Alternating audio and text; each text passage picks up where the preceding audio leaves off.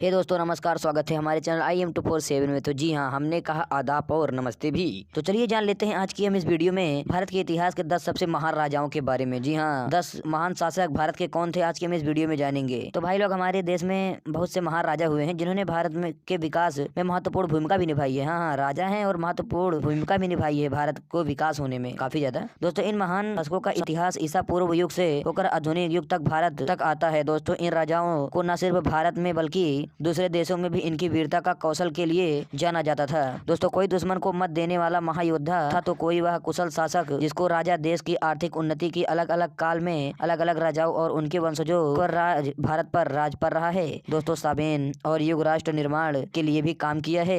आज हम आपको भारतीय इतिहास के 10 महान शासकों के बारे में बताने जा रहे हैं जिसका न सिर्फ भारत में बल्कि दूसरे देशों में भी दबदबा रहा है। जी हाँ दोस्तों, आज हम बात करने वाले हैं दबदबे की, सॉरी दोस्तों, दबदबे की नहीं, आज हम बात करने वाले हैं 10 सबसे खतरनाक शासक की, यानी कि महान शासक। खतरनाक हम कहाँ बोल देते हैं। तो चलिए शुरू करते हैं बिना किसी देरी के साथ। वीडियो में आगे बढ़ने से पहले आप लोग वीडियो को लाइक करके चैनल को सब्सक्राइब कर दीजिएगा। और हाँ, इस वीडियो को लाइक टारगेट हम रखते हैं मात्र 3 लाइक, तो हम आशा करते हैं आप लोग कंप्लीट करा देंगे। तो चलिए शुरू करते हैं बिना किसी देरी के साथ। हाँ तो भाई लोग, 10वें नंबर पर आ जाते हैं राजा राज चोल प्रथम। जी हाँ दोस्तों, दक्षिण भारत में राजा राम चोल प्रथम उन शासकों में से एक हैं जिन्हें हजारों साल बाद भी याद किया जाता है। दोस्तों, चोल साम्राज्य के वास्तविक संस्थापक परांतक द्वितीय के पुत्र अलीवर्मन राजा राज चोल प्रथम के नाम से गद्दी पर बैठे थे। दोस्तों, कहते हैं कि उनका शासनकाल चोल साम्राज्य का सर्वाधिक गौरवशील युग है। दोस्तों, वह साम्राज्यवादी शासक थे और अपने अनेक विजयों के परिणाम स्वरूप उन्होंने लघुकाय चोल राज्य को विशालकाय साम्राज्य में बदल दिया था। दोस्तों, उन्होंने न सिर्फ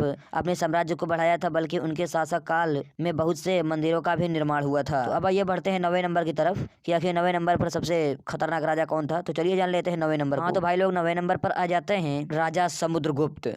जी हाँ, चंद्रगुप्त नहीं, समुद्रगुप्त। तो भाई लोग, राजा समुद्रगुप्त गुप्त राजवंश के दूसरे शासक थे। दोस्तों, कहते हैं कि इनके काल में देश का काफी विकास हुआ था। दोस्तों, इनके युद्ध निपुणता और राजनीतिक कौशल के कारण उन्हें भारत का नेपोलियन कहा जाता था। उन्होंने न सिर्फ कई विदेशी शक्तियों को पराजित किया बल्कि अपनी लोह मनवाया और अपनी बेटी विक्रमादित्य के साथ मिलकर भारत के स्वर्ण युग की शुरुआत की। उन्होंने अपने शासक के साथ साथ उन्होंने कला और संस्कृति को भी बढ़ावा दिया है। दोस्तों, वह अपने राज्य को हिमालय, दक्षिण में नर्मदा नदी, पूर्व से ब्रह्मपुत्र नदी और पश्चिम में यमुना नदी तक फैलने में सफल रहे थे। दोस्तों, भारत में मुद्रा के चलन में भी समुद्रगुप्त की भूमिका अहम माना जाता है।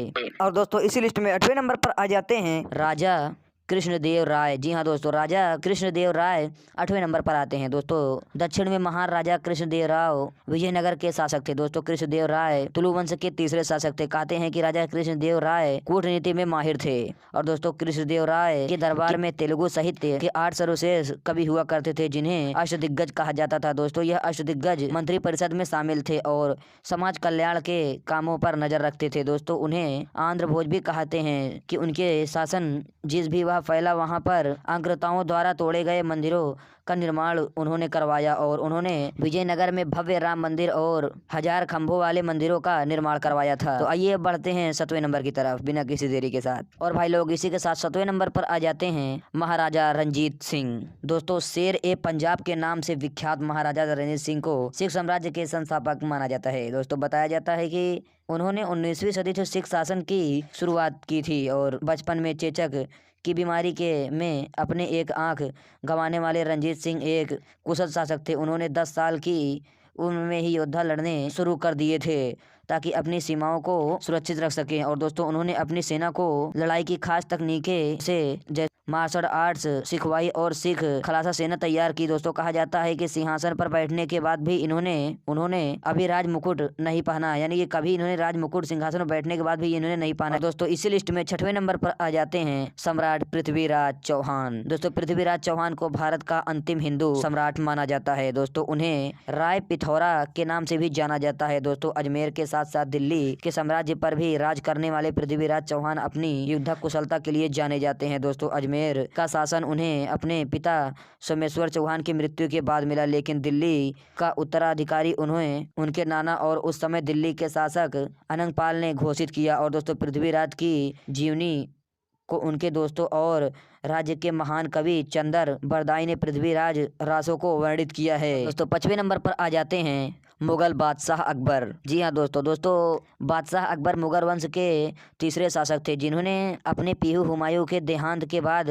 कम उम्र में ही सल्तनत मिल गई थी और उन्होंने अपनी सीमाएं बढ़ाने के लिए कई बार जंग लड़ी और जीत भी ली थी। उन्होंने शासनकाल में सभी धर्मों के हितों को ध्यान में रखते हुए नीतियां बनाई थी। उन्होंने हिंदू मुस्लिम एकता को बढ़ावा देने की दिशा में काम किया ताकि उनके शासन में लोगों के बीच सद्भाव और शांति रहे। हाँ तो चौथे नंबर पर आ जाते हैं हमारे फेवरेट वैसे तो हमारे 2 हैं, लेकिन आइए जान लेते हैं चौथे नंबर को। हाँ तो चौथे नंबर पर आ जाते हैं महाराणा प्रताप। जी हाँ दोस्तों महाराणा प्रताप सिंह उदयपुर मेवाड़ में सिसोदिया राजवंश के राजा थे। दोस्तों महाराणा प्रताप को मुगल शासक के सामने कभी भी झुकने के लिए याद किया जाता है। जी हाँ दोस्तों, ये कभी भी मुगल के सामने नहीं झुके थे, कभी भी ना झुकने के लिए याद किया जाता है, सोच लीजिए आप। दोस्तों कई वर्षों तक बादशाह अकबर के साथ युद्ध करवाने वाले महाराणा प्रताप के इतिहास में प्रेरणा की तरह उन्होंने अपना सारा जीवन राष्ट्र, कुल और धर्म की रक्षा के लिए समर्पित कर दिया था। दोस्तों इसलिए इतिहास में इनका नाम आज भी वीरता और दृढ़ की प्रतिज्ञा के लिए जाना जाता है और इसी के साथ ये अमर भी हैं, हमारे दिल में हमेशा ये अमर रहेंगे, ये और छत्रपति शिवाजी महाराज। और दोस्तों तीसरे नंबर पर आ जाते हैं छत्रपति शिवाजी महाराज। जी हाँ दोस्तों, जैसा कि हमने आप लोगों को बोला कि आपके राजा फेवरेट कौन है, यानी कि आपका सबसे फेवरेट राजा कौन था, तो आप लोग इस कमेंट बॉक्स में जरूर बता दीजिएगा। हाँ तो तीसरे नंबर पर आ जाते हैं छत्रपति शिवाजी महाराज। दोस्तों इस महान मराठा शासक के बारे में कौन नहीं जानता है, ऐसा कोई हिंदू नहीं होगा जो कि छत्रपति शिवाजी महाराज के बारे में नहीं जानता होगा। दोस्तों शिवाजी एक तरफ जहां वीर योद्धा थे, वहीं दूसरी ओर बेहद दयालु शासक भी थे। दोस्तों बताया जाता है कि पुणे में जन्मे शिवाजी शाहजी भोसले ने ही मराठा साम्राज्य की नींव रखी थी। दोस्तों बचपन से ही शिवाजी युद्ध की शिक्षा ली। इन्होंने गुरिल्ला युद्ध तकनीक का जनक भी कहते हैं दोस्तों, क्योंकि मुगलों के खिलाफ इन्होंने इसी तकनीक का इस्तेमाल किया। दोस्तों दूसरे नंबर पर आ जाते हैं सम्राट चंद्रगुप्त मौर्य। जी हाँ दोस्तों इतिहास की चर्चा और सम्राट चंद्रगुप्त का नाम न लिया जाए ऐसा तो कभी हो ही नहीं सकता। दोस्तों मौर्य वंश में संस्थापक चंद्रगुप्त को भारत का पहला सम्राट माना जाता है दोस्तों, जिसने लगभग पूरा भारत में अपना शासन फैलाया है। दोस्तों चंद्रगुप्त के नाम के बारे में कई कहानियां हैं, लेकिन चाणक्य रूपी महानी रणनीति गुरु के रूप में पाने के बाद उन्होंने अपने अभियान शुरू किए। दोस्तों सबसे पहले मगध ने वंश को समाप्त कर अपनी शासन स्थापित किया और फिर अलग अलग खंडों में विभाजित भारत को अखंड भारत बनाया। तो अब आइए जान लेते हैं भारत के सबसे बढ़िया शासक को, यानी कि पहले नंबर पर कौन आ जाता है, बिना किसी देरी के साथ चलिए जानते हैं। और दोस्तों इसी लिस्ट में पहले नंबर पर आ जाते हैं सम्राट अशोक। जी हाँ दोस्तों, सम्राट अशोक का नाम हम सब बचपन से ही सुनते आए हैं। दोस्तों वह भारतीय मौर्य वंश के महान सम्राट थे। दोस्तों कहा जाता है कि उनका राज्य अफगानिस्तान से लेकर बर्मा तक और कश्मीर से लेकर तमिलनाडु तक फैला हुआ था। दोस्तों उनकी राजधानी पाटलिपुत्र थी। दोस्तों उनका नाम हमेशा से महान राजाओं की सूची में शामिल रहा है। दोस्तों मौर्य वंश के तीसरे शासक अशोक को उनकी कठोरता और दयालु दोनों के लिए जाना जाता है। तो दोस्तों चलिए अब हम जानते हैं कि सब्सक्राइब कैसे किया जाता है। हाँ तो बगल में एक लाल लाल बटन दिख रहा होगा और उसी आप लोग दबा लीजिएगा तो सब्सक्राइब हो जाएगा। तो ये थे भारत के कुछ महान शासक जो कि आज भी अमर हैं। तो चलिए आइए जान लेते हैं अब लाइक कैसे किया जाता है। हाँ तो बगल में एक लाइक का बटन दिख रहा होगा, उसी पे दबा दीजिएगा और आपको अगला वीडियो कौन सी टॉपिक पर चाहिए आप लोग नीचे दिए कमेंट बॉक्स में बता सकते हैं। तो चलिए अब मिलते हैं किसी दूसरे वीडियो में, और हाँ अपने फेवरेट राजा का नाम कमेंट कर दीजिएगा।